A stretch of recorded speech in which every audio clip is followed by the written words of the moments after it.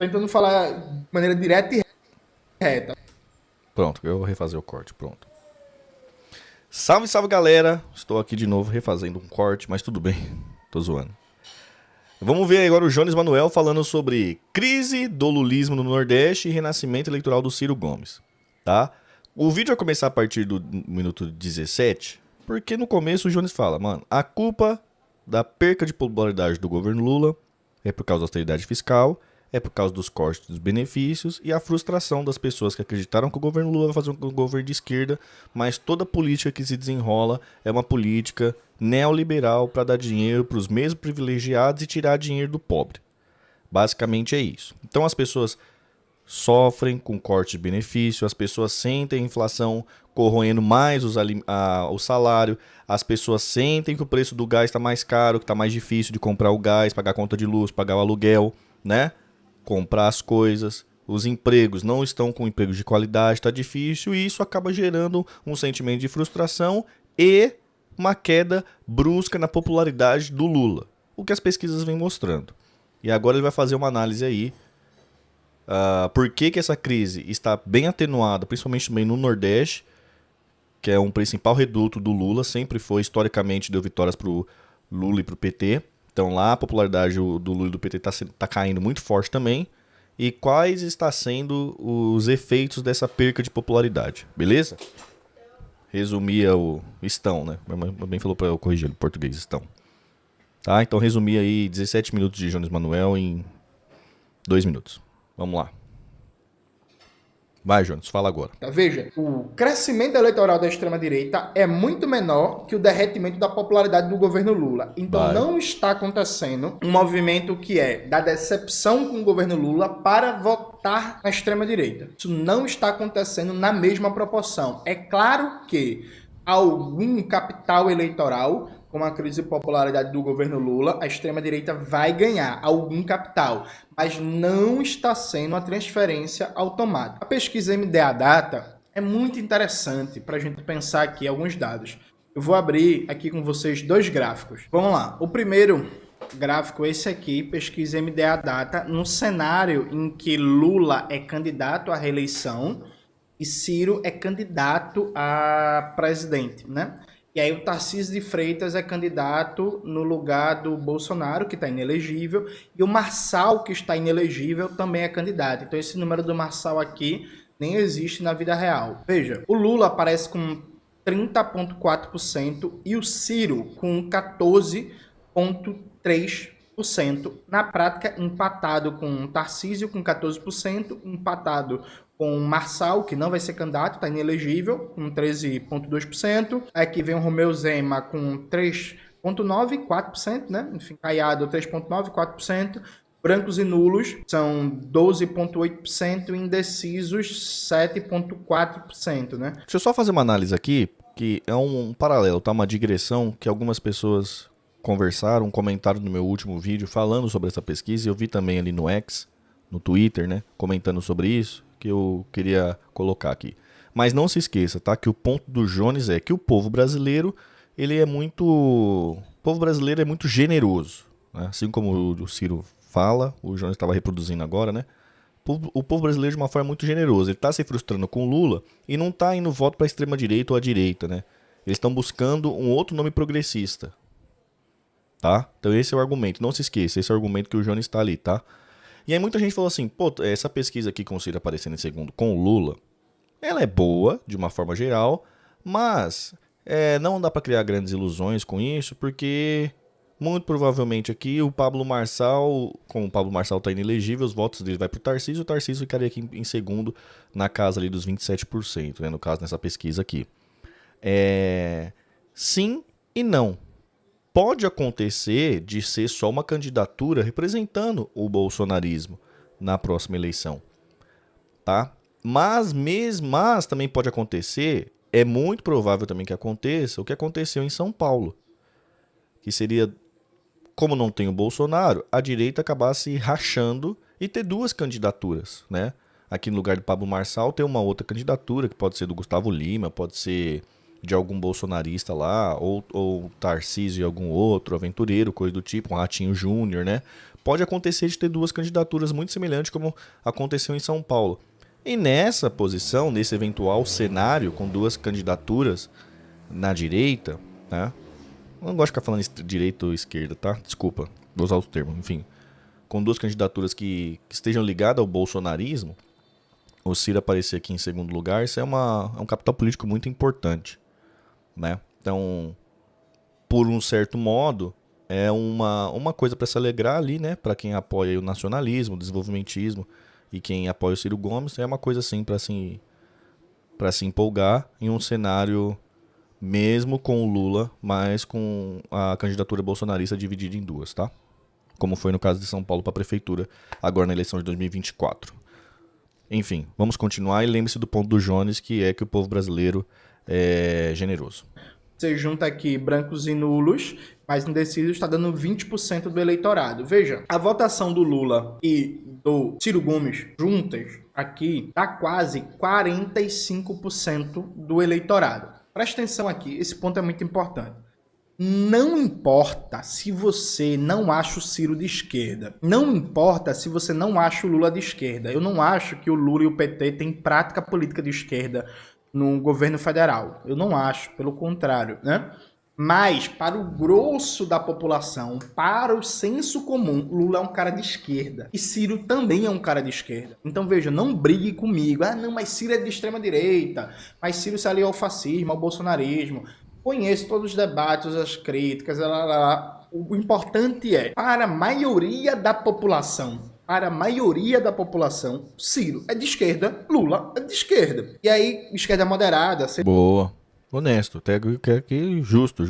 Tipo assim, retirem os seus chapéus de alumínio. Centro-esquerda, progressista, mas é fato que no espectro político eleitoral brasileiro, quem vota nessas duas figuras identifica um voto mais à esquerda do que à direita. Massa. E aí, veja, mesmo com o governo derretendo, um governo supostamente de esquerda, derretendo em termos de aprovação e de popularidade, você ainda tem, neste momento, e aí pesquisa é fotografia, né? Pesquisa não é filme, é neste momento, você tem quase 45% do povo brasileiro, representado aqui pela amostragem da pesquisa, dizendo que gostaria de continuar votando em alguém de esquerda, em alguém progressista, mesmo que a situação da economia, a situação do custo de vida, a situação do emprego não esteja lá boa. Veja, vocês percebem como é muito fácil xingar o povo, mas na verdade, há uma tendência, ainda que difusa, ainda que contraditória, ainda que não elaborada, de dizer assim, ó, tá ruim, mas a solução não é ir para a direita. Vocês entendem isso? Assim, bem lido, e aí alguém pode dizer assim, mas Jones, o voto de Lula tem muito fanatismo, tem muito não sei o quê. Ah, Jones, no voto de Ciro tem gente de direita e tal. Não, gente, veja, pode ter, é isto. Mas veja, a tendência geral, a leitura geral do fenômeno é, neste momento, mesmo com um governo lido como esquerda, que não está bem, 45% do eleitorado ouvido na pesquisa votaria um projeto político difusamente identificado como de esquerda e como de centro. E aí, vamos ver outro dado aqui. A Sara fez uma pergunta muito interessante. A única pergunta que eu quero fazer pro Tamir Felipe é se ao invés do Ciro ali, aqui, tá? Fosse o Boulos, você acha que a pesquisa estaria como? Povo fascista.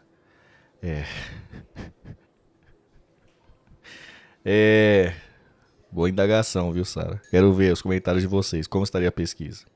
Importante. Aqui já abrindo o UOL, e o UOL mostra o cenário 4, sem Lula como candidato e sem Bolsonaro. Lembrando que Bolsonaro está inelegível, né? O candidato PT seria Fernando Haddad.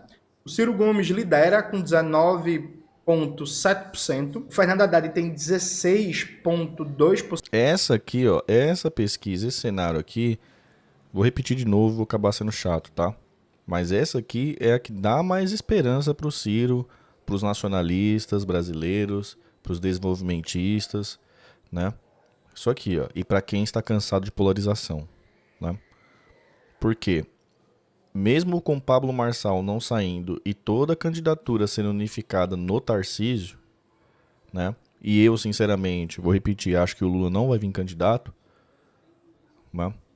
Porque me parece que isso é um fato. A força que vai dominar em 2026 vai ser o antipetismo. O movimento vai ser para tirar o Lula de lá e o PT. Vai ser isso. Por isso, para mim, para o governo mudar essa posição, para o Lula mudar essa posição que está dada hoje, ele vai precisar fazer coisas da qual ele não vai fazer, da coisa que ele nunca fez, né? Então eu acho que ele não vai se candidatar pelo fato de sabendo que vai perder, que vai ser uma campanha muito difícil, e também pela questão da idade, né? Então eu acho que esse cenário é muito real e eu acho que o PT vai vir com Haddad por imposição do Lula. Pablo Marçal não sendo candidato, muito provavelmente a maioria dos votos não diretamente vai para o Tarcísio, dependendo de como for. E aí eu acho que tem Ciro e Tarcísio no segundo turno. Acho muito real, né? O grande problema aqui do Ciro, no caso, é como construir isso na questão partidária, né? Isso aqui é um problema muito grave. Que eu não sei como é que o Ciro vai resolver isso, assim. Mas eu acho muito real esse cenário. O Tarcísio de Freitas continua com os mesmos 14%, Pablo Marçal. Será que o Ciro consegue uns poucos desses votos do Marçal? Sim. Que o voto do Marçal ele não é só bolsonarista, tá, gente? O voto do Marçal não é só bolsonarista. Tem uma boa parte do voto do Marçal, que vota em Marçal, que tem uma outra característica. Que não é candidato, está inelegível, está 14%. Então, provavelmente, o Tarcísio teria uma expectativa de votos maior, sem o Pablo Marçal. Ronaldo Caiado tem 5,4%, Romeu Zema tem 4,5%. Brancos e nulos, 15%. Indecisos, 10%. Estamos falando aqui de 25%, né? Do eleitorado, considerando a amostragem da pesquisa. E aí, veja, mais uma vez, mesmo com um governo lido como esquerda pela maioria da população e tratado assim, inclusive, pela oposição. E vamos lembrar que o argumento da oposição bolsonarista é pintar o governo Lula como comunista, como radical, como de esquerda e por aí vai. Mesmo com um governo lido como de esquerda que não está bem, a maioria do povo brasileiro, sem Lula na corrida eleitoral, continua dando votos para candidatos identificados como esquerda e progressista. Vocês sabem que eu não acho que o Haddad é de esquerda, nem progressista, nem porra nenhuma. O Haddad é um neoliberal empregado do BTG. Mas você soma a votação do Ciro com a votação potencial do Haddad, veja, a gente tá falando de 36% dos votos. MDB, né? João? Dá. É um negócio significativo. E aí, claro, alguém pode dizer assim, Johnny, mas se somar o do Tarcísio e do Pablo Marçal, dá 28%, com mais o Romeu Zema e o Caiado, dá 10%, dá 38%. De fato. Esse cálculo aqui, eu acho que existe um grande... Existe existe um ponto aqui no eleitor do Pablo Marçal, tá? Existe um ponto aqui. Eu não diria que essa transferência do Pablo Marçal para um Tarcísio é totalmente, assim, porque tem uma característica do eleitor do Pablo Marçal que não respeita esse negócio de polarização, tá? Não está com o Pablo Marçal por causa de bolsonarismo, beleza? Né? Daria um pouquinho a mais. Aí lembrando, o Pablo Marçal não vai ser candidato, aí vê como é que esses votos se distribuem e cá entre nós, também não acho que o Romeu Zema será candidato. Evidentemente que isso mostra... Nessa fala ele admitiu que o Ciro é de esquerda, o Haddad não é. Sim, ele admitiu. Mas o Jones, eu acho que esse tipo de crítica ao Ciro ele nunca fez, né? Falando que o Ciro não é de esquerda. Ah, não, os pior que ele já fez, né? Falando que o Ciro é de direita, né? Foi ele, o João Carvalho. Não foi um dia que ele foi lá no canal do PDT Kids, eu não vi aquela entrevista, mas o Jones Manuel foi no canal do PDT Kids e falou que o Ciro é de direita? Não rolou isso? Ah, e você aí, as mentes mais pensantes aí, que tem uma memória melhor, me relembre. A disposição das pessoas para votar em figuras de direita, né? Mas é isso, tá um páreo ali mais ou menos equilibrado. O que é que eu quero dizer com tudo isso? Veja, se você olhar com carinho, se você olhar com alguma generosidade, na verdade o povo brasileiro, ele é excessivamente generoso com o que se entende no Brasil como progressistas, né?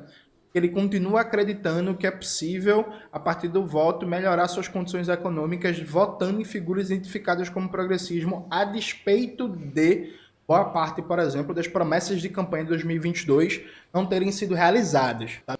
Ó, o Henrique falou uma coisa interessante. Eu diria que é um pouco sim, Tamir. Falando sobre o voto do Marçal. Quando o Nunes versus Boulos rolou, o Nunes herdou 90% dos votos do Marçal. Mas ali acho que tem duas características, né? O Boulos ele é identificado como um 100% pelego do Lula, né? Totalmente. Mano, a percepção geral que tem do povo brasileiro é que o Boulos fica fazendo cosplay de Lula, né? O Boulos fica até imitando os trejeitos do Lula que ele quer ser o próximo Lula. Isso é uma percepção geral, né, do povo brasileiro. Então, automaticamente ele também acaba com a angariando a rejeição, né? Que não é o caso que acontece com o Ciro. Então, um voto de um primeiro turno de um Marçal, suposto Marçal, migrar para um suposto Ciro, então um voto Marçal barra Ciro, ele é mais fácil de acontecer do que um Marçal barra Boulos. Eu lembro que até na campanha, na eleição de 2022, 2024 aqui para a prefeitura, eu falava, ó, já acabou. Porque o voto Marçal barra Boulos, ele praticamente não existe, né? Agora o Marçal barra Ciro, ele já é mais factível, ainda mais se o competidor for o Tarcísio, né? Tem esse ponto. Isso por um lado. Por outro lado, veja, o que é o fenômeno eleitoral do Ciro Gomes neste momento? Desculpa, gente, eu não acho que seja que as previsões do Ciro estão se confirmando. Eu também não acho que seja porque a turma boa está nas redes sociais divulgando vídeos do Ciro. Porque ele admitiu que as previsões do Ciro, que o Ciro estava certo, é isso? Tipo assim, estão se confirmando?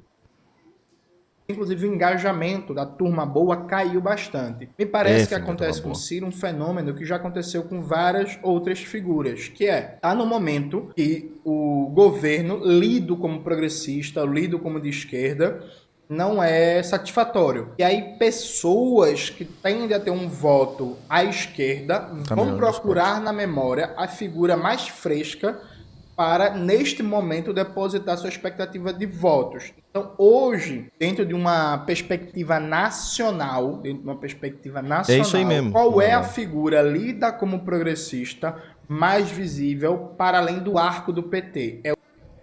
Souza Júnior, obrigado pelo 5. Tem uma forma do Bozo e Lula ferrarem o Ciro, ambos sustentarem candidaturas fake até as vésperas da eleição e empurrarem seus postes, impedindo o Ciro. Eu acho que os dois vão fazer isso, viu, Souza? Eu acho que esse cenário vai acontecer.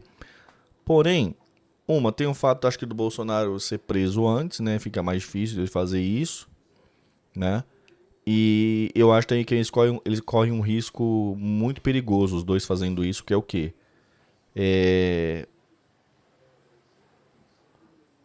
O sentimento da maioria é de cansaço com a polarização.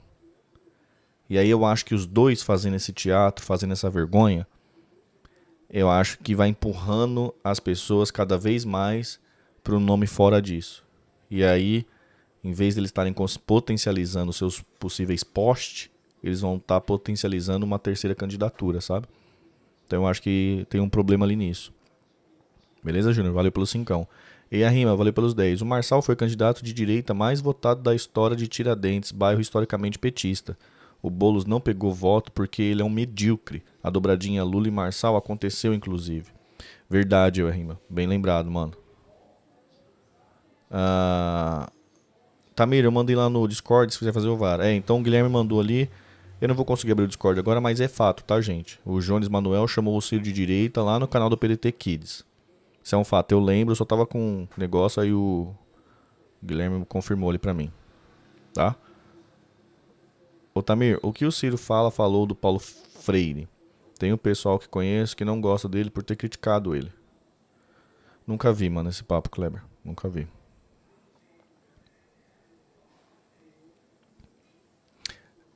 Vamos lá? É o Ciro Gomes, pela candidatura que teve em 2018 e em 2022. Então, me parece natural um fenômeno de pessoas que, nesse momento, vão desgarrando de Lula e do PT, porque estão insatisfeitas com o governo, mas querem manter um voto progressista, lembrar do Ciro Gomes, porque é a figura mais visível nos últimos tempos, dentro de uma visão ampla do que é ser progressista. Então, o nome do Ciro Gomes é o nome mais visível. Tal qual, mal comparando, por exemplo, em 90... Eu acho errado essa análise do Jones nesse final, eu acho bastante errado, eu acho que tem um pouco esse efeito, mas isso, cara, é um sentimento é anedótico, tá? É muito em relação ao pessoal, mano, do que eu vivi militando para as pessoas sobre o Ciro. Mas, se você juntar a maioria dos militantes do Ciro, coisa e tal, você vai ver que esse sentimento é meio que unânime. Que é o quê? Muitas pessoas sempre tiveram desejo de votar no Ciro, muitas pessoas progressistas sempre tiveram desejo de votar no Ciro, coisa do tipo, e foi convencido pela campanha do voto útil, né? Ou seja, o medo do Bolsonaro, e aí quiseram fazer o Lula ganhar no primeiro turno. Então, assim, a coisa que militante cirista mais ouviu em 2022 foi: eu gosto do Ciro, gosto das ideias, mas não vou votar nele porque ele não tem chance. Pesquisa sendo mostrada toda hora na cara, né? Muitos amigos meus progressistas viraram voto, foi votar no Lula em cima da hora por causa da campanha do voto útil. Isso aconteceu muito. E para corroborar com o que eu tô falando, tanto é que quando saem as próximas pesquisas, já começou a sair as próximas pesquisas, o Ciro sempre voltou para aquele patamar de 9, 10%, 11%. Inclusive nessas agora ele continua com aquele mesmo patamar, que seja pessoas que querem votar nele, só que não estão mais impactadas pela campanha do voto útil, pelo pânico moral, né? Pelo terror psicológico que a campanha petista fez durante 2022. Então eu discordo, Jones. Eu acho sim que tem um pouco dessa parcela procurando uma alternativa ao lulopetismo à esquerda, concordo, mas eu acho que o grosso dessa parcela não é isso. São pessoas que já têm vontade de votar no Ciro mesmo, e sem o Lula na jogada, o Ciro acaba herdando muitas partes dos votos ali. E um outro fato também muito importante é que dentre os políticos de esquerda, né, dentre os políticos nacionalistas, progressistas, o único que resolveu realmente abrir fronte contra o PT e definiu como estratégia política mesmo para falar para além do petismo e não querer se aproveitar do espólio do lulismo petista, né? Que é aquele papo que estava falando ali, né? Que a Laura Sabina agora fica falando, que o canal do Jones Manuel ele fica falando agora, que todo canal progressista agora é moda é isso, né? Precisamos desembarcar do lulismo. O Safato também estava falando esses dias, né? Precisamos criar uma alternativa diferente do PT e do lulismo, coisa do tipo. Todo mundo está chegando à conclusão agora. Esse caminho o Ciro já começou já faz um tempo, né? Então nessa nova jornada ele já sai na frente. Então, automaticamente, as pessoas que são progressistas, mas estão de saco cheio do lulismo, né? Estão desembarcando. E quem está na frente, né? É quem já começou o trabalho. Entendeu? Então, nesse ponto, eu acho que ele tá o Jones está super valorizando a memória curta das pessoas, né? Tá super dimensionando, né? Mas a análise dele de que as pessoas desembarcam do lulismo e buscam outro progressista tal, e não está sendo transferido para a extrema-direita, coisa do tipo, isso é importante. E é importante o Jones falar isso, porque desmonta muito a narrativa, dessa narrativa petista, das mídias petistas, de ficar fazendo pânico moral, né? Meu Deus, só o Lula pode salvar a gente da extrema-direita, só o Lula pode salvar a gente da extrema-direita, só o Lula pode salvar a gente da extrema-direita, todo esse pânico moral. E é engraçado, né? Porque agora a gente vai ver mais vídeos hoje ali, mas o sentimento de luto ou não aceitação de que o lulismo está afundando, né, é generalizado. Hoje eu vi uma análise do Reinaldo Azevedo que é a coisa mais bizarra do mundo. É um estado completo de negação. Estado completo. O ICL também está na mesma linha. Um estado completo de negação. Completo de negação. É bizarro. 1998, antes de começar mesmo a corrida eleitoral, o nome do Itamar Franco aparecia ali como destaque. Por quê? Era gente que estava meio... Esse aí é o ponto, né, do Jones, né? Pronto. Tem mais quantos minutos aí? Mais 5 minutos de vídeo, mas acho que ele vai ficar repetindo isso, né? Vai ficar repetindo que é a memória mais fresca, coisa do tipo, né? Mas diz aí, pessoal, o que vocês acham da análise? Qual que é o ponto, qual que não é o ponto? Prefiro ser taxado pelo Lula, ele taxa de uma forma diferente. Os comentários são os melhores. Jones é anti-Ciro por quê? Cara, não é uma questão de anti-Ciro, né? Pelo que a minha leitura, tá? Essa galera, mano, a galera que a galera que é comunista, marxista, mas não enxerga no trabalhismo um período transitório para chegar, não entende que o trabalhismo, o desenvolvimentismo brasileiro, ele é a corrente, né, que vai é a veia para a transição socialista no Brasil comunista, a galera que estão porque tem uns marxistas que acreditam nisso. E aí eles estão com a gente, né? Em tese eles estão com a gente. Mas tem uma galera que não, né? Então essa galera que não, o público, né, o público, as pessoas que eles vão conquistar os mentes e os corações, são pessoas muito não é legal falar isso, né? Mas basicamente é o mesmo público-alvo, entendeu? Basicamente eles disputam mente e corações com pessoas muito próximas, sempre foi assim, né? Então eles sabem disso, e eles sabem que hoje então eles não é que eles querem tomar esse lugar, entendeu? Eles querem tomar esse lugar e ser uma alternativa para quando a hegemonia pifar. Então o interesse deles é tomar o lugar que hoje supostamente é da gente. Ah, mas não tem lugar nenhum, o lugar não vale nada, coisa e tal, é 3%, coisa do tipo, tudo bem. Mas ainda é mais do que 0,4% numa urna, coisa do tipo. Ainda consegue alcançar mais mentes e corações, ainda, né? Então tem essa questão. Então por isso que eles sempre vão ali falar coisas muito semelhantes, coisas muito próximas, até na prática coisas muito iguais, coisa do tipo, mas sempre vai ficar esse negócio de quando tiver oportunidade, batendo, enfileirando para separar, né? Sempre vai ter essa dinâmica. Então é importante, né? Quando se coloca para propagar as ideias, quando se coloca para defender classe trabalhadora, para lutas legítimas, coisas do tipo. Mas sempre quando vinha esse negócio de enfileirar, né? Para separar, para dividir, para bater, é porque cai nessa questão, entendeu? Cai nesse lado da coisa. Não sei se ficou claro. Mas enfim. Deixem aí nos comentários o que vocês acham. Quem quer tomar esse espaço é MBL. Acho que não tem nada a ver. MBL é um outro corre, né? MBL é uma outra dinâmica, né? Está numa outra posição política.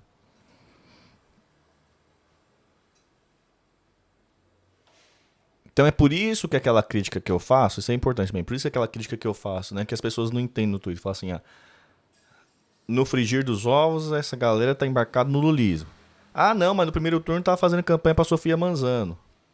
Então, mas é isso, né? Então agora você mostra, você já sabia que o alastro ia ser esse, você já sabia que essa eleição, que essa polarização, você chegar no segundo turno de Lula e Bolsonaro, levaria prejuízo à classe trabalhadora, manteria o sistema neoliberal que é prejudicial à classe trabalhadora, ceifaria direitos, né? Você sabia que teria que os trabalhadores, a classe trabalhadora, teria perda significante se a gente chegasse nesse estágio. Então, quando a gente estava aqui tentando construir para não chegar naquele estágio, você estava fazendo panfletagem. Você estava fazendo panfletagem, em vez de ajudar. Esse é o ponto. Estava fazendo panfletagem para Sofia Manzano, coisa e tal, mesmo sabendo que ali não era um caminho, ali não era uma via, ali não daria em nada, né? Mesmo sabendo disso.